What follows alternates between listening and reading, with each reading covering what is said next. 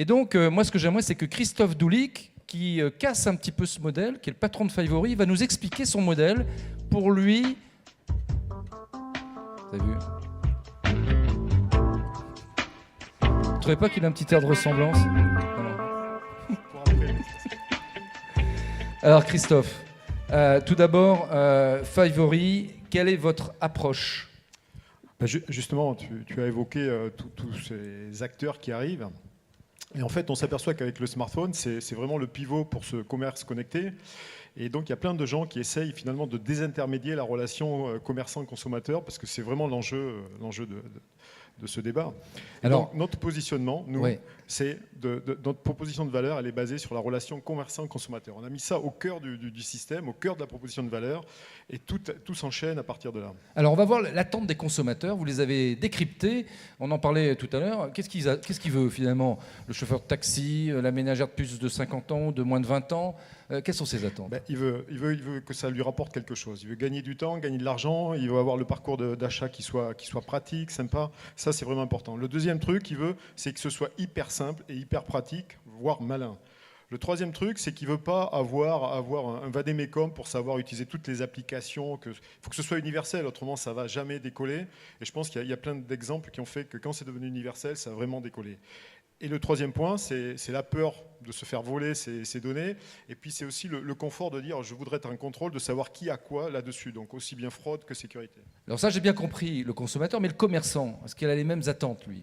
Le commerçant, on l'a vu, c'est-à-dire qu'il a besoin d'avoir cette digitalisation pour être réellement dans le multicanal. Mais est-ce que le patron de magasin franchisé de, je sais pas moi, de Courbevoie, de Speedy, il est concerné par ça ? Bien sûr, parce que comme il le disait, son consommateur est connecté. Donc s'il n'est pas capable d'interagir avec lui quand le consommateur a décidé de le faire, et quand il a décidé de le faire, ça va être avant, pendant ou après l'acte d'achat, mais pas forcément quand il passe en caisse. Donc le directeur de magasin, mais aussi le patron de tête de réseau, ils sont tous concernés par ça. Tous concernés avec des logiques différentes et avec des profondeurs de champs différents. Mais ils sont un peu paumés aujourd'hui face à la multiplicité des technologies de ce qu'on leur propose.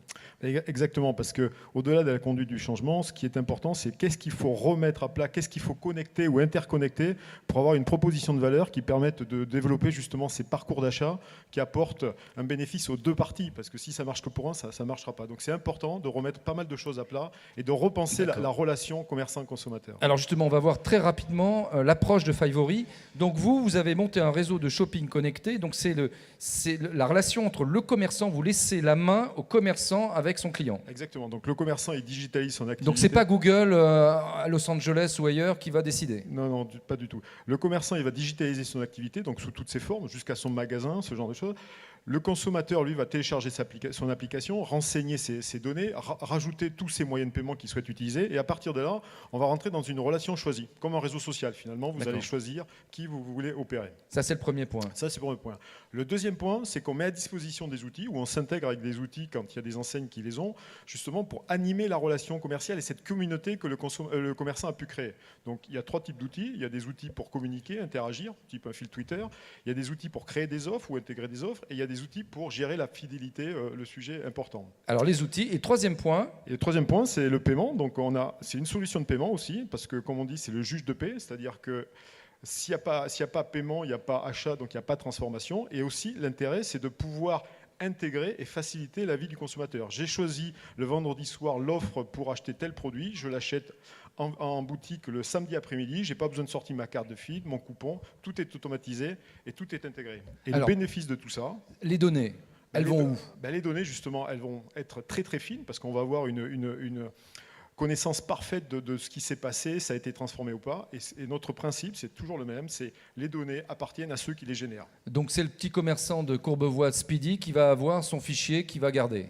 Il va avoir les données qu'il aura générées lors de son activité. C'est important pour toi, ça, René ?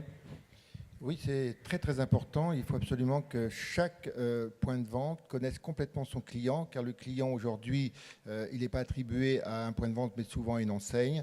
Il a des attentes et connaître son client, c'est connaître ses attentes. Et l'intérêt du système, en fait, c'est qu'on a reproduit aussi la granularité du commerce, c'est-à-dire des commerces indépendants, des enseignes, des franchisés, des succursales, des grosses enseignes, parce qu'en fait, le consommateur va se balader là-dedans.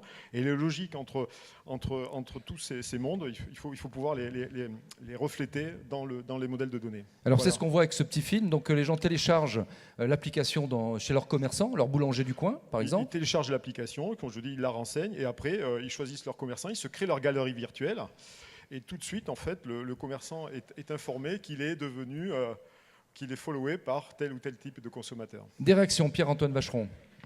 Je pense que le cas de Fivery est très intéressant parce que c'est une solution qui est très bien pensée, qui est holistique dans son approche, dans l'approche du consommateur, dans l'approche du commerçant, qui est effectivement indépendante par rapport aux marques, et donc qui, particulièrement sur le commerce de centre-ville, mais pas seulement, peut être une des solutions qui va avoir l'attraction en termes de nombre de consommateurs, en termes de nombre de marchands, qui va faire que la solution aura la masse critique, parce que un des vrais enjeux de toutes ces solutions-là, c'est quelle est ma masse critique en termes de nombre de consommateurs et de nombre de commerçants, ce qui fait que je vais générer le trafic qui va susciter l'adoption.